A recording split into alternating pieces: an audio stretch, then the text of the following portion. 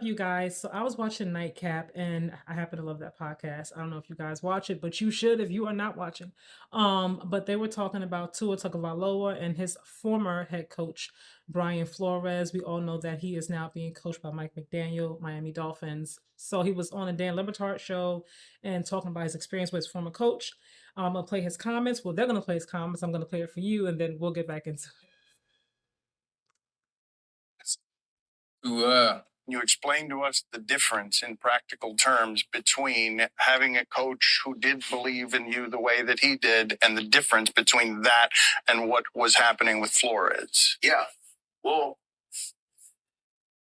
to put it in simplest terms, if you woke up every morning and I told you you suck at what you did, that you don't belong doing what you do, that you shouldn't be here, that this guy should be here, that you haven't earned this right, and then you have somebody else come in and tell you, dude, you are the best fit for this. Hey, All right, you guys. So for me, I'm a little bit different. Like I have tough skin, so things like that wouldn't necessarily offend me. I guess if I heard it every day for 2 years, it might wear down on me because I'm a human being. But typically, I'm the kind of person who likes to prove somebody wrong. So I'm not like Tua in that regard. But I will say, as a coach, as a head coach in the NFL, there is a certain toughness that I'm gonna assume that most of them have. I don't know any personally, but I will also say that listening to Tua, having a coach that spoke to you like that, which is a bit belittling, because I believe you can still be a tough coach, a tough mentor without putting someone down. Now, if you're telling someone they need to work harder, they need to, do more of this, a little less of that, I can get behind that. But when you keep telling someone that they don't deserve something, that you rather have someone over them, I'm not exactly sure what Brian's intentions were, but that wasn't necessarily going to, I think, motivate too, or at least it wasn't. If that was, I don't know, Brian. I don't know if any of this is true. I'm stuttering, you guys. Bear with me. I don't know if any of this is true because I don't know Brian. So this could all be a lie. So I'm gonna say alleged. But as a head coach, like I don't know how Brian was raised, and my acting coach used to always tell me, people are who we are because of our historical discourses. So I don't know where Brian came from, how he grew up. Maybe he grew up, where he had a coach, come at him, really harshly, and that's how he's given it, how he received it. But everyone cannot take it that way. And I think for me, and this is just my opinion, the mark of a good coach would always be someone who knows how to reach and get the best from everyone. Now, I understand that Justin Herbert was his first choice. He didn't want to on the team, but the owner did. So as a coach, you got to do your damn job. You're getting paid millions to do a job.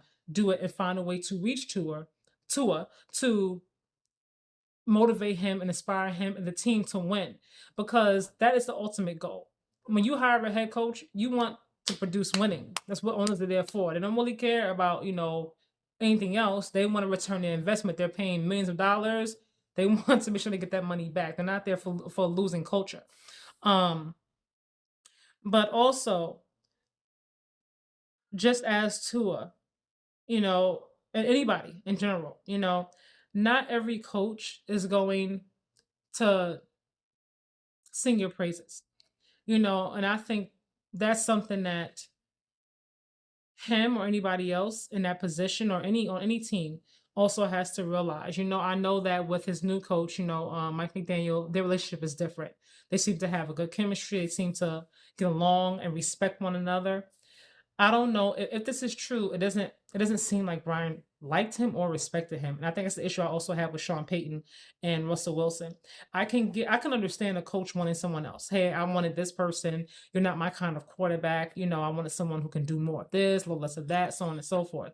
But respect and professionalism should always be at the forefront of any job. I don't care about the personal stuff aside. You're hired to do a job, so do it to the best of your ability. Now, I will say Obviously, Tyreek Hill wasn't there. Tyreek is there now, so he has, more weapons around him and a really, really strong weapon in Tyreek. So that could be why he's playing better now. Ultimately, they still haven't, exceeded, expectations and got where they wanted to get, but he is playing a hell of a lot better. That could be the coaching, that could be the weapons around him, it could be a combination of both. But I will say, in general, I think that it's important for mentors, teachers, coaches alike to know that you cannot coach everyone the same. Now, you may talk to someone super harsh and they're like, yeah, coach me hard, and they're good with that. And somebody else is like, whoa, like, who you talking to? Like, this is not working for me. And I think maybe if Brian had to realize that and maybe realize it sooner, he might still have a head coaching position. You know what I mean? But again, this is all alleged. I don't know if any of this is true whatsoever, but I'm curious, what do you guys feel about this situation? And not just with Tua, but in general, because this situation to me speaks to life off the football field as well. You have people sometimes who may have the best intentions, there's that word again, if you saw a video with Dennis Schroeder earlier, and they have the best intentions to try to inspire you and motivate you. However, it's coming across as rude, disrespectful, and you are just not receiving it that way. So, do you make the adjustment to try to reach that person or that player the way they need to be reached? Or do you keep going about it your way? This is how I know, this is what I think is best.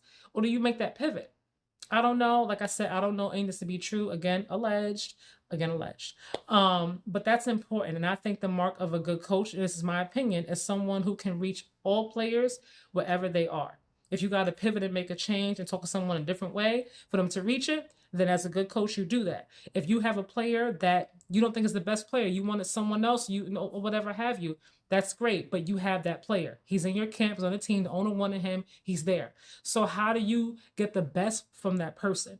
How do you motivate them to play their best? That's all I'm saying. What do you guys think though? Let me know in these comments. Is Tua being a bit too sensitive? Toughen up? Or do you agree with what I'm saying? The best coaches find a way to reach the players the way they can receive the information. Let me know. I'll see you in the next video.